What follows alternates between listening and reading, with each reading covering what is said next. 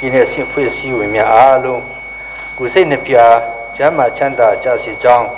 ဆုတောင်းမိတာဘုဒ္ဓပါတယ်ကျွန်တော်ကတော့ထန်လာမြို့နယ်ပြည်နယ်မဲဆန္ဒနယ်မှနှစ်မှ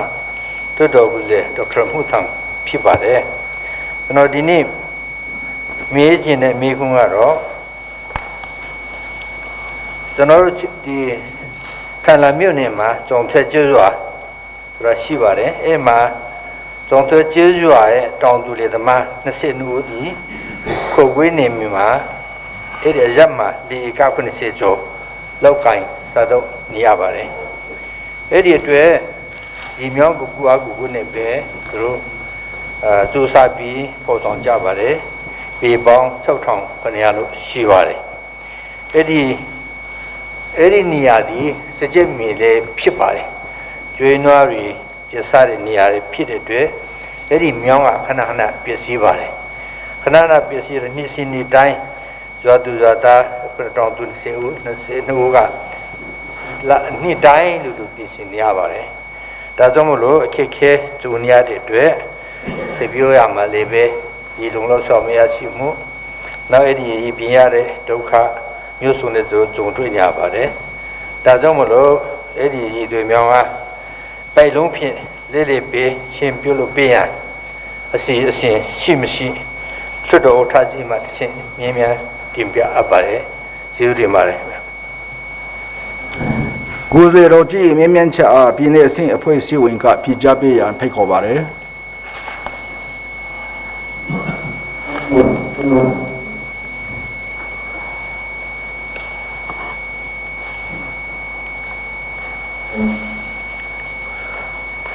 ခရိုင်မှာကျွန်တော်စိုက်ပျိုးမွေးမြူရေးတစ်တော်တတုဝင်အနေနဲ့ထန်တောင်မြို့နယ်မဲဆန္ဒနယ်အမှတ်1တော်တော်ကိုယ်စားလှယ်ဒေါက်တာမိုးထောင်ကြီးကျေပွင့်ပြမိကုန်းကိုဖြေကြားတော်မှာဖြစ်ပါတယ်လူတွေကိုယ်စားလှယ်မှမင်းမြတ်သောထန်တောင်မြို့နယ်ကြောင်ထဲကြီးရွာတွင်နေထိုင်သူ22ဦးတို့သည်ခော့ကွေးမြို့နယ်ခော့ကွေးနယ်မြေအရက်တွင်လေက90ကျော်အားလောက်ကင်စားတော့နေကြပြီးရင်းတို့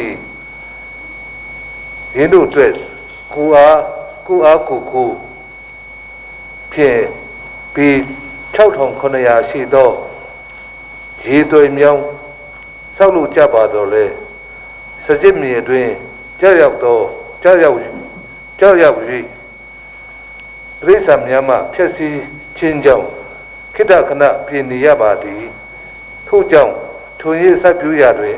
အခက်ခဲမျိုးစုံကြုံနေရသဖြင့်ရင်းရည်သွေးအားမြောင်းအားပိုက်လုံးဖြင့်လဲပေးခြင်းပြုလုပ်ပေးရန်အစီအစဉ်ရှိမရှိဘူးမိကုန်းကိုနဲ့ဆပ်လင်းပြီးတော့အစုပါရည်သွေးမြောင်းအားသက်ဆိုင်ရာဌာနမှမိပင်ကွင်းစင်စစ်ဆေးပြီးတော့ခမန်းကုန်ကြငွေတွက်ချက်၍မြို့နယ်ခရိုင်စီခတ်နဲ့စီမံကိန်းကနေတဆင့်တင်ပြလာပါကကျွန်တော်တို့2021ဘာနာရီနှစ်မှာပြည်နယ်ငွေလုံးငွေရန်ပုံငွေတွင်တင်ပြတောင်းခံပြီးတော့ခွင့်ပြုချက်ရရှိပါကဆောင်ရွက်ပေးတော်မူဖြစ်ကြောင်းဖိကြဥက္ကရာဤမှတဆင်ဖိကြပါလေခင်ဗျာအားလုံးကျေးဇူးတင်ပါတယ်အစီအစဉ်ခခွေဌာနလာမြို့အမှတ်2ရပ်ကွက်နယ်တောင်သူတူဤရီတွေမြောင်းအားပြုတ်ပြင်ပေးရန်အစီအစဉ်ရှိမရှိတီးစီလို့တော်မေခွင့်အားမင်းမြရန်ဌာနလာမြို့နယ်မဲဆန္ဒနယ်အမှတ်2ပြည်နယ်လွှတ်တော်ကိုယ်စားလှယ်တထမှုထံအားဖိတ်ခေါ်ပါတယ်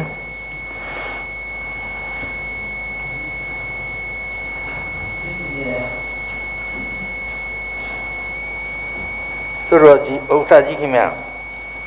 ကျွန်တော်တို့ထန်လာမြို့မှာအမှတ်2ရပ်ကွက်မှာဟိုနေနွန်လင်းဆိုသူရှိပါတယ်သူဟာ paralysis ဖြစ်ပါတယ်သူစီးဆိုတော့လည်းခံစားနေရပါတယ်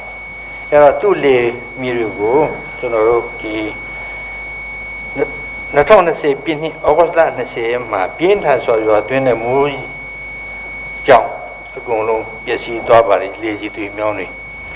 ဒါကိုကျွန်တော်တို့ဒီပျက်စီးတဲ့ဥစ္စာကတော့ပေပေါင်း1000ခန့်ဖြစ်ပါတယ်သူတယောက်တည်းအနေနဲ့သူပါရလေးဖြစ်တယ်သူသားသမီးတွေကလည်း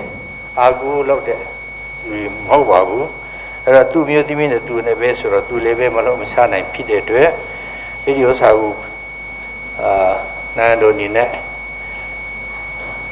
ပြင်ပြရန်သူကဆန္ဒ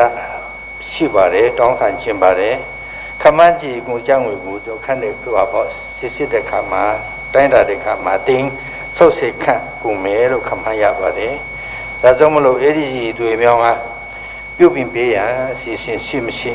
သူတို့ထားကြီးမှတစ်ဆင့်မြင်းမြန်တင်ပြအပ်ပါတယ်တပ်ပုံတွေလည်းကျွန်တော်ဥဒေတင်ပြထားပါတယ်ခင်ဗျာကိုယ်စားလှယ်တော်ကြီးမင်းမြန်ချာပြည်내အဆင့်အဖွဲ့အစည်းဝင်ကဖြေကြားပေးရန်ဖိတ်ခေါ်ပါတယ်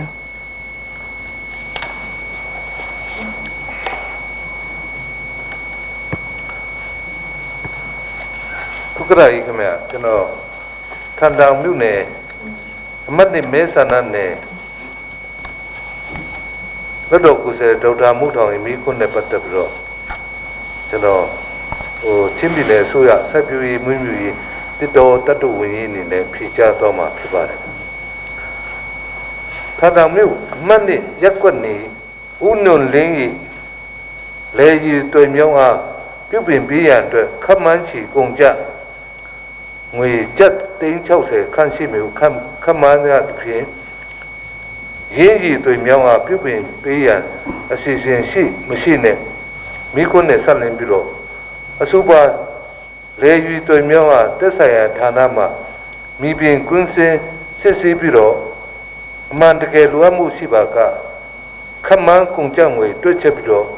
2020 2021 2022ဘန်တိုင်းနှစ်မှာ